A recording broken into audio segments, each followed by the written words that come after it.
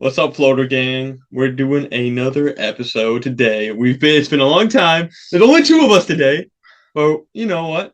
We just Two will decided do. for all of our many ones of fans, Loyal fans, we needed to especially. make an episode. They needed to hear They need to hear what we think. Gang Certified. Obviously, LeBron, he's been in the comments, and Yeah. JJ Redick, his podcast is over, so we Luca have just to. started going in the comments. Yeah, I mean, we have to also carry the weight for JJ Redick's podcast. So Yeah, I mean, we're the only good obviously. pod out there, honestly. So. Yeah. Besides that one, but now we are because And today we're bringing you a really special episode. We're going to talk about NBA ratings. There's a lot of talk about why they're bad, why they're down, how to bring them back up. and that's what we're going to talk about, honestly. Let's talk about how to get those ratings back up. Probably let's start off with they should keep guys like you and me out of the NBA. I think that's a good start. And stop letting But chubby guys play. Stop letting fat people play like Luca. That's why he got traded. Jokic, I mean, he's not very good. Just don't let fat guys play. Second, they should have us probably be just commentating the games regularly. Just kidding. Eric Collins and Del Curry should probably be doing every game, Dude, actually. honestly, Especially the playoffs and the finals. That's actually legit. Like, that's actually if they could actually do the playoffs and the finals, I think that could actually boost the ratings more than they think if they're the ESPN or whatever, or just, even a special broadcast like football has with the Manning cast and everything, where it's just Eric Collins and Del Curry. I would tune in personally. No, literally, I think a lot of people I know would too, actually. best commentators for the league, honestly, no doubt. But for real, we have some special idea. I have one idea. So on a legit note, this is gonna sound crazy because we had Adam Silver talking about like shortening quarters, like pretty much just kind of like desperate willing. Shortening season, I've heard a little bit about as well. And that's actually where I'm gonna go. Exactly is where I'm gonna go. Is shortening the season we obviously the NBA Cup we just had the second season of. First season seemed to have been a pretty good success. I've heard ratings have gone down quite a bit this season for that NBA Cup. So a lot of those ideas will be surrounded about shortening a season while making the NBA Cup more interesting and gaining more viewers. Yeah, so how about you let me finish and I'm going to get there? Okay. Well, we'll do that. I'm sorry. Exactly. But now NBA Cup, literally, I literally asked you like 3 times last month. I was like, who won it again this year? And I'm an NBA fan. I don't worry. Like, it's irrelevant. It doesn't cross my. I'm like, I literally don't remember. I know now because I asked him 2 days ago. It was Thunder and the Bucks. I've asked him. And even times. me, I didn't know that off the top of my head. I just happened to be looking at that score at the time, so I was like, yeah, this was the game. And so Thunder are his favorite team. Like, literally, it's irrelevant. So that's going to be kind of, if we want to go with that, maybe wants to go with that. I don't think it's necessarily a horrible idea, but let's make it a legit tournament. Let's make it fun. Let's make the players excited. Let's get everybody else excited. Right now, it doesn't mean anything. It's weird. We've literally been to NCAA tournament games. We've been to one in Chicago. We've been to one in Memphis. I don't know if we went to one. No, I don't think that wasn't in Atlanta. That might be the only two we've been to, or whatever. But like, that's a bit for how short it's been. It feels just like regular games. You know what I'm saying? So it looks different, and I do enjoy that. Let me start you right there with the tournament. All right. Let me start you right there with the tournament. You have to make it intense. It has to mean something. It can't just be the regular season going on, and then every once in a while on Tuesday and on Friday, all of a sudden the chords change and the jerseys change, and now the games mean a little bit more. And they are a little more intense, but it's so random. Like, let's full send to this idea. Let's full send. Anyway, starting off with this little minor detail. This season, they started the NBA season October 22nd. Little fun fact, it was a Tuesday. For the purpose of this idea to really go into flex, I think they should start really mid-October, so like a week earlier and on a Monday. Let's do the 14th. Anyway, with my idea, I would say give NBA players 2 weeks to just play ball, get warmed up after the offseason, after preseason, get into the flow of things. Then on that, so you go 2 weeks in, it's a Monday, and then you go on that Tuesday, and now we're starting the tournament. But here's the thing. We're not talking about playing home games or anything like that. I'm talking about an entirely new setup. They have, if you don't know, because you really legitimately might not, there are 6 NBA divisions in the NBA, just like the NFL has divisions. The NFL has 8. The NBA has 6. There's 5 teams per division, 3 teams per conference. They're practically meaningless. They technically do mean a little bit towards how many times you're playing a team per season, and also who clinches the playoffs when. But literally, they're so extremely irrelevant. Most people don't know what teams are in their division. They're not used for anything. When they first brought on the play-in tournament or the NBA Cup, you told me it's like one of these divisions. And I was like, yeah, it actually makes a lot of sense. Yeah. So bringing this idea directly to life, you have these 6 divisions, and they're all actually very geographically bound. You can look them up. For example, I'm a Spurs fan. We got the Grizzlies, Rockets, Mavericks, and Pelicans in that division with the Spurs. So pretty much in this after 2 weeks of the NBA season, my idea would be the NBA would pick a city per division, 6 different cities, 6 divisions. Obviously, it's going to be a city that's going to be within that division. It can obviously be an NBA city, a city that has an NBA team. For my division, that would be like San Antonio, it would be like Dallas, it would be like Houston. Or to make things more interesting, if you're trying to grow, which is the NBA is all about, and they need ratings to go up, you could even pick a different city. For example, in this division, that could be Austin, that could be Baton Rouge. Or if they really wanted to extend, they could even bring games like these to Mexico City. They have their Mexico City games. I think that would be definitely more of a leap for that immediately, and it would be more of a risk. But I think the Mexico City games are pretty good. So at least with that one specifically, they could even I'm potentially about to say they already for the Southwest put a few games there. But for a whole tournament, it would be a little risky at least to start with. Yeah, I wouldn't do it for term division. I like that. I want to touch on that because that goes into the idea of right Mexico City. It's just the same way in the NFL when they have international games in Mexico City or Germany, those tickets sell because there's not a lot of them. People want to go to the games they don't have a lot of, and that's, in my opinion, part of the NBA's problem. But we're gonna hit that in a second. And now imagine you have a whole 5 game, or I guess 10 game per division tournament. Yeah, in that let me hit that. tickets Let me hit nice. that. Let me. Why don't we in the divisions? The divisions got to be played within division areas because there's 6 cities. Right, we're not going international. Kind of around that division or within a division, and you can grow the markets this way. Even so, if we're going back on that train, right, we're going, let's say, doing a tournament in Austin, big city, plenty of people that have money. You could make it very attractive. For example, if you do divisional tickets, so it's a 2 week long a divisional round. Tickets. If you do like instead of season tickets, you're doing a division round. So you have a game, you have a ticket to every single game in Austin, every single divisional game. Or you could even do it per team for all the which would be teams. 10 game count, right? It would be a 10 game count. Yeah, so there's gonna exactly. There's gonna be 10 games per division. That's how the math works out because each team there's 5 teams.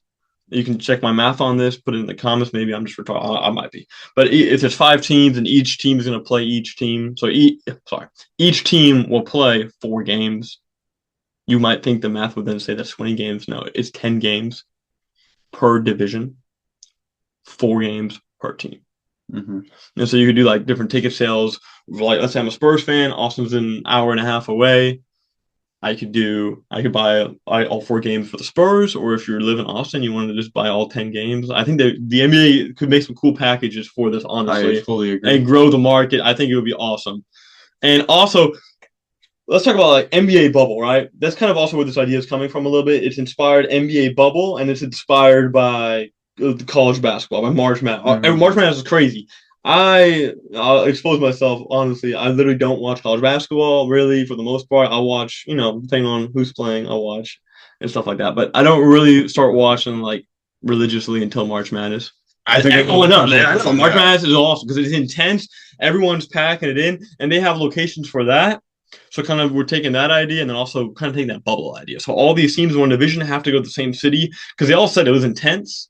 It makes it for an exciting event because that city almost has to prepare a little bit more, almost like an All-Star Weekend city type of a deal. And so, or almost like a draft city for like the NFL. Like a city kind of has to prepare, like make it eventful. All the players are there. Like it kind of automatically, right? With anything in life, if you make something a big deal, it becomes a big deal.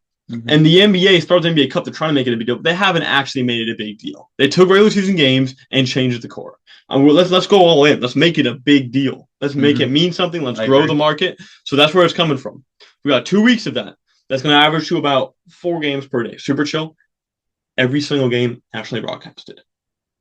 You want the league is one of the big problems they have right now. Again, for one, there's too many games. I'll hit on that in a second if you disagree with me. There's too many games.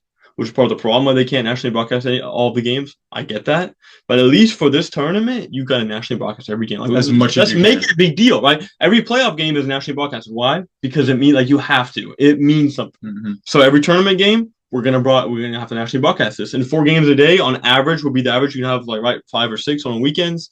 You can get this done. I did the math. You can get this done For sure. for sure. That's the divisional round, and then you want to add. Otherwise, I'm gonna move on. No, yeah, I mean, like you said, having a destination city could be really fun. I personally have nothing against having those home court games, still 2 home court games. Could obviously still be really fun. You obviously have your more loyal fans in a way, the actual home court fans there instead of just kind of seeing what fans are around the area. But obviously, if you have every game in one city, you'll probably have at least all fans, like all team fans per game. You'll have a good 50-50, which could make it interesting because, I mean, obviously the NBA has to choose a home team.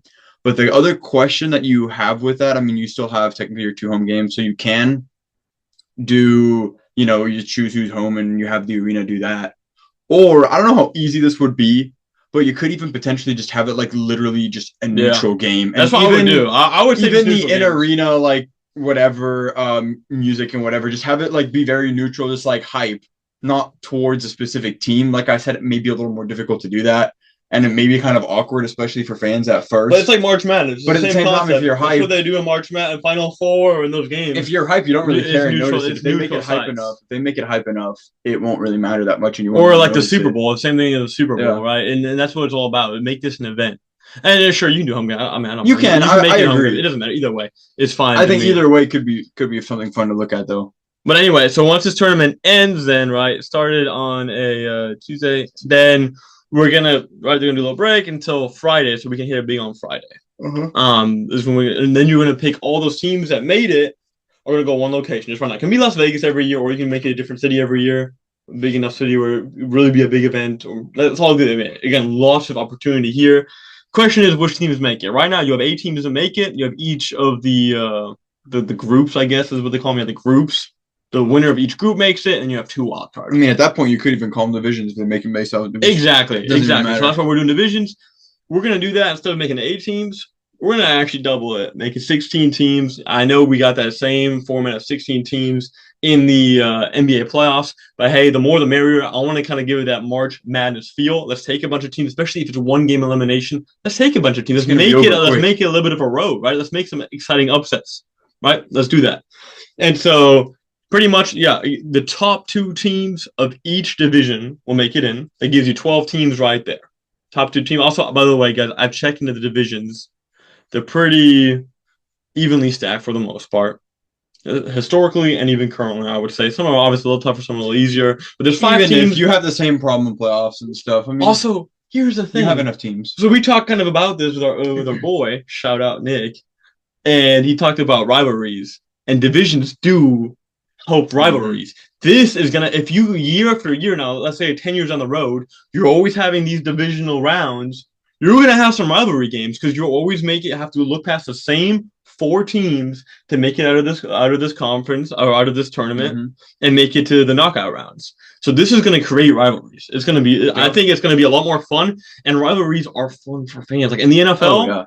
Like they don't play all the teams very often. They play like a lot of times. If there's a team outside your conference, you only play them like once every 5 years. Yeah. And so as far as competition, a little unbalanced, sure. But as far as rivalries, it's damn awesome. It really is because everyone knows who's in the division because you're playing them twice a year. And so at least you get that aspect of just making the fans more excited again through this tournament.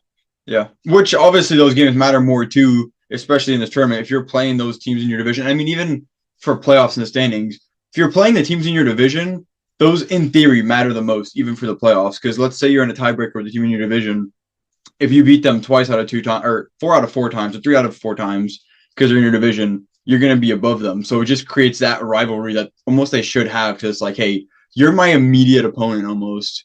I'm going to try to beat you every single time. Yeah, exactly. Really, by the way, just for clarification, these games right now, the NCAA tournament, right? Those games count as regular season games. This is not like, it doesn't count. It's literally a tournament.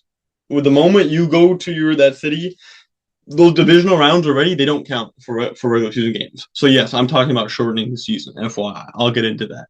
But these do not count. This is a tournament. This is complete. We're not doing regular season games. I want to get away from that. Let's play some games that matter. So anyway, back to where we were. So we're taking the best 2 teams, each division, 12 teams. We need 4 more. We're going to take 2 teams from each conference to get those 4 extra teams. The way we're going to do that is simply the next 2 teams with the best record, aka point differential, right? AKA whatever those tiebreakers are. I think we can keep those the same as they are. 2 per conference. Just go through those and see, based off the rankings, who's 7 and 8 on each side. Yeah, exactly. And so then so Tuesday the tournament had the last game. On Friday, we're going to go, let's say, Las Vegas.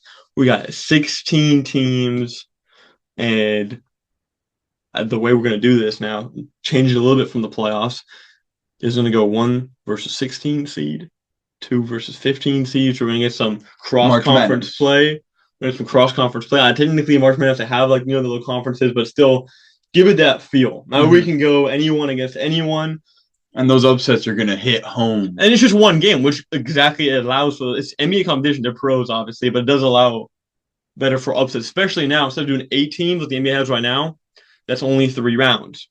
Just by adding simply 1 more round, you're that much more likely to have more upsets. And it just makes it more fun. And also, you're going to have kind of worse teams in theory in there. Easier wins or bigger upsets.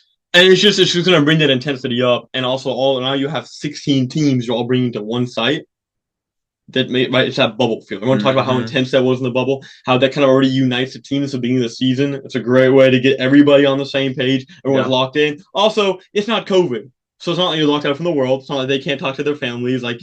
So you're taking all the good things from the bubble, while kind of also getting rid of all the bad. So I think this would be absolutely awesome. Could be super fun for the fans and, like you said, the players too. Could be a great experience for them with each other, that chemistry bonding experience, but you still don't have to shut out the rest of the world for 2 months or whatever. Super fun for the fans. I mean, I think even executives and stuff will have lots of fun with this too, just having their team be that team to try to get that final trophy, that incentive cash, which you haven't talked about yet. Would keep that there too. But we would make that a little more intense. Exactly. I'm saying, so this already automatically, I can guarantee you will be much more competitive. But if it's not already competitive enough, every single round, instead of right now, it's $500K for the winning team per each player. Right now, we're gonna give incentives every single round the player wins. So yeah, first round will be less. Sure, let's say 100,000. The second round can be 200,000, then 300,000. The championship round can be 400,000 or 500,000, like it is right now. Sure, that's more money. But guys, for the NBA, that's small pocket change. If the NBA wants to invest, if they want to make this a thing, if they want to grow the game, if they want to make it intense, they want to get fans, they have plenty of money laying around to give up this money, and it's going to make the competition that much better. That plus, like you said, for them it's an investment. You're putting this money in to get more back. Yeah. So in theory, they're going to be earning that money back plus more if it works out, obviously, which is a gamble, but they have enough money to make that gamble and hope that works out. They shouldn't be super worried about that. If we're being realistic here, they have plenty of money to try spending an extra $1 million or $2 million for a season or a few seasons to test this tournament out and see if it can boost those ratings, boost their own numbers to make more of a profit for them. And then this will seem like much more little change in 5 years if it succeeds. 100%. I mean, honestly, so this is going to be 3 weeks long. Just thinking about it, it sounds super weird at first, but if I'm putting myself back to the beginning of the season where I was, this season, and let's say we're 2 days away from this, it's about to start. They have the cities picked out for each division.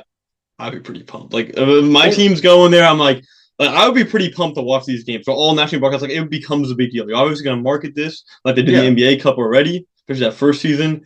But this is actually now it's exciting. Everyone's coming together, and it's not part of the regular season anymore. I would be pretty damn excited about this. So, I mean, to kind of what he said, to bring it back a little more, imagine how excited you were for last season's NBA Cup when it was the first one. At least I know for myself, I was pretty damn excited for that one, especially compared to this season. Now, imagine that. I'll be honest with you. I wasn't that excited, but you want to know why? Because I was and so everyone's we don't really get it. It's a team, but they're also season games. But it's kind of random. They have a special core. It's just kind of every other day. This is an all-in commitment. You're gonna Now get imagine excited. exactly. Imagine how excited you were for that if you were more on my side of that. And you were actually pretty excited for his new thing. But now imagine instead of going into that, you have that. Okay, it's Tuesday, first day ever of this, and then that's over, and you're like, okay, now I gotta wait till Friday. Now I gotta wait till Tuesday again. But imagine once that Tuesday hits or whatever day it would start on, you're full in for the next 3 weeks. Yeah, Yeah, you don't exactly. have. I will admit I love having NBA games on. And in some ways, it's nice to have 8 games on in a day. But if you think about it, even for viewership, if you have 4 games a day, the viewers, if they want, can watch almost every game that day too. So then you watch the whole or a lot more of that good, intense game that matters. It's more interesting to watch, probably too, just because they will have more of that energy playing in those games. So I think that would be really. I mean, personally, like I said, I think I would just be a lot more pumped up for that, like you said too, just based off I'm how I excited. was that first season already of it. But yeah, I would want them to do this honestly, but yeah, it would end like that weekend right before Thanksgiving breaks. You're not stepping on your toes with football because obviously you can't really compete with football, but you kind of get that advantage of Thanksgiving break, so it'd be pretty legendary. And then tournament ends. I don't know. I guess you can give whatever you give them a few days off. That's all of the NBA. mm-hmm. But that's how I would kind of see the tournament. I think it would be super awesome. But moving on, along kind of with my my whole new season project. You can call me Mr. Silver. No, I'm not trying to ball. I'm actually all right. All right. And so then after this tournament season, so another problem kind of is just again if you have 82 games, there's 170. It goes from end of October to beginning of April. It's 174 days of games or so. Then you have a few weeks or so in between those. Now, so let's say 160 days, give or take, of games. The math averages out to less than. So you have a game Every other more day than and a half. every other day. So every other day, it's almost more than every other. That's Yeah, 1.9. So that's just too many games. The thing is, like, why do we get excited about football? I'm sorry if you don't want football, but the reason why you get excited about NFL games or college football is because you have to wait a week. Like right. It's supply and demand. There's way too much supply of NBA games. She's not excited because I was like, well, I can watch one tomorrow. I can watch this 4 on tonight. There's 6 on tomorrow. It's really just not that big of a deal. My team's gonna play 82 games. And guess what? The players are thinking the exact same thing. Because guess what? They can miss 10 games. Think about all the injuries. They can miss 10 games. You want to know why? Because they don't care. There's so many games in the season. They can still make the playoffs, still make the play-in tournament, whatever, and be fine after missing. It's not a big deal. And also, guess what? Players, they hate back-to-backs. And guess what? If you're a real NBA fan, you hate back-to-backs too. If you're a better, you hate back-to-backs because everyone's sitting or not trying as hard. It messes up the entire thing. You don't know how exhausted they're going Get to be. rid of back-to-backs. Nobody wants them.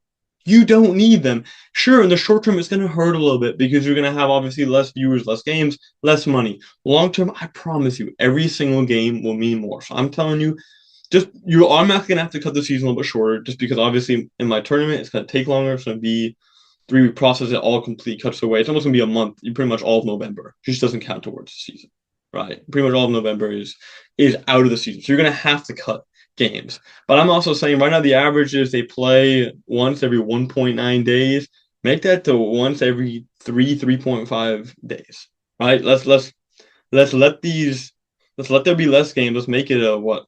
I'm just gonna throw a number out there. Don't get mad at me. 50 to 65 game season. I mean, Let's if you make think each about it, game though, mean more. if you Let's think make the about it, players want to play it, and let's make the fans almost crave to watch their team play again. let's have the players crave that. Not saying that they don't enjoy playing basketball or anything, but let's have that, like you said, really have them crave that actual desire of, hey, I want to play whatever game is next because, like you said, it matters more. It matters more than that I'm missing 17 games, whatever. But if you're missing 17 games, but you shorten the season by 17 games, you don't have that 17 game buffer. All of a sudden, your buffer, you probably will try to give yourself one, but it becomes much smaller because it's much easier for a team to catch you because there's less wins and losses that come and can differentiate that. And even if you cut it to 65 games, in theory, you'd have to cut it shorter, especially if the tournament games don't count because you're already taking I what don't. 10 games in 65 there. games is I said You're playing 50 what to 4 65. games plus few in the playoffs, so 4 to 8 games per I don't. team. You can call me crazy. I don't So mind if you cutting cut it more. to like 60, obviously, like you said, that'd be an experiment, but at the same time, it's maybe a little different. If you were to cut the minutes versus cutting games, you still, in a way, are going to end up cutting the same amount of basketball time. But I think if you cut games, you're more likely to see that actual player come back.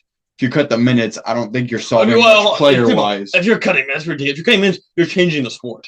It's a different, that too. Right? I'm not talking about changing the sport. I'm talking about changing the setup of the league. That's all it is. That's all it is. I want more competition. Also, you don't have so many teams playing every night, right? You don't have some of these. They're fun. I'm not saying we won't have any of them, but now you can have more teams that don't get nationally broadcasted time have nationally broadcasted time. True, and that is something that is healthy for the sport. That is healthy for the growth of the sport and for fans all over. Like, yeah, it's just a good thing to have. And just in general, you're gonna have for all you people that like to watch, and he's one of them that want to watch 8 games every day. Believe me, this is better. I think because you're still gonna get games every day. I'm not taking away games every day. I'm just making there be less so you can really focus on the games that are on, and I'm trying to make it more competitive. Yeah, I agree. I mean, like I said myself, I am somewhat of a fan of having 8 games a day, but at the same time, it'd almost be nice if I could actually focus more on, hey, I'm gonna watch this game and I'm not even gonna miss that much because there's not that many games on. So I do think in a way, like you said, at first it might take a little bit of adjustment period for some, but I think at the end of the day, you're going to enjoy the game more if they do shorten the season, have less games on a day, more nationally broadcasted games. I think their fandom would increase. I mean, here's a simple stat. The defense, like the points per game average margin, went crazy different in the playoffs. Because the basketball was competitive. Yeah. And they had more time to strategize too. All that would trend that direction if you cut games. If you cut games and with this new tournament. Also, if you implement that tournament, you're getting all that. You're getting better quality basketball. And that's what everyone wants to see. That's why everyone's thinking basketball right now. It's just like, yeah, true. I love it, but even I don't care stuff. Yeah. I can't argue that too much, to be honest with you.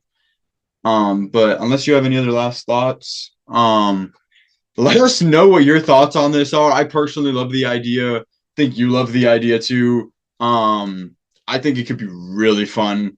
If you have a March Madness in November with NBA, then you have that again in March. It makes the league better. It'll make fans more excited for the sport, for the game. It'll make them potentially even more in love with that team actually in the game because they're like, hey, let's watch this game. I think you can have Loki more loyal fans with this too, actually. But I'm really excited I'm almost want to say I'm really excited for this change, but it's not. I know, bro. Which is, in my opinion, kind of unfortunate. But hey, if we get lucky, petition Adam. Boy. Petition Adam. Send them this video. He'll love the idea. Either friend of. Well, I mean, send him it though anyway, so that way he can see the supply that want this. You know, and then hopefully in a few years we can have something very similar to this in the NBA. That'd be awesome. But I mean, I think with that we can say Floater Gang out.